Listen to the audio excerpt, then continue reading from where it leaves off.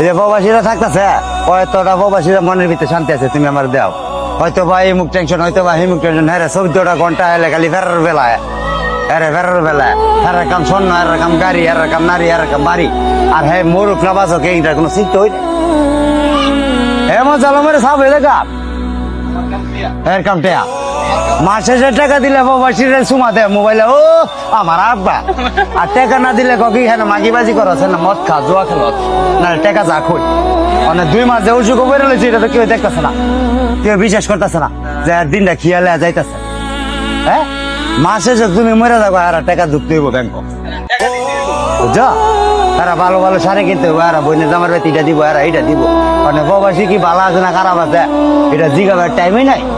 তুমি 10 বছর 8 বছর বিদেশ, 9 বছর 20 বছর করে আইছো, আয়া যা পরিবারে যাই লঞ্চনা যা কামাই আছে সব হেরার প্রতি ডাইলা দিচ্ছ, বাইতেছে বদা তোমার ওজোরাটা ছাড়া কিছুই নাই। তখন তুমি ফ্যামিলির থেকে কইতেছ আমার প্রেমিকা কইরা যাচ্ছে একটা, নাহলে আমি চলুম কেমনে?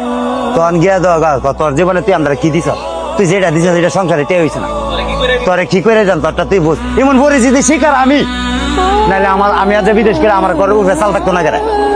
হ্যাঁ তুমি আর বুঝ দাও, নাহলে আমার টাকা 10 টাকা 5 টাকা আমার টাকা কামাইছি না, আমার টাকাটি কই গেছে, আমার জব দিয়ে দাও। প্রতিটা প্রবাসী আমার মতো ভুল জানে না করে, প্রতিটা প্রবাসী ভাই যাতে কারোর কাছে মালিতি না দেয়, প্রতিটা প্রবাসী যার যার গুণ জানা দেয় আতলাই চাই, তাহলে দেশ হয় আমার মতন ভিক্ষা করতে পরিস্থিতি শিকারে। আমি যখন দেশ হয়ে যান আমি যাবার তুই 7 বছর 8 বছর বিদেশ করে আছো, তুই আসা কি করুক আমাদের দেওয়ালা ঠিক আছে গা।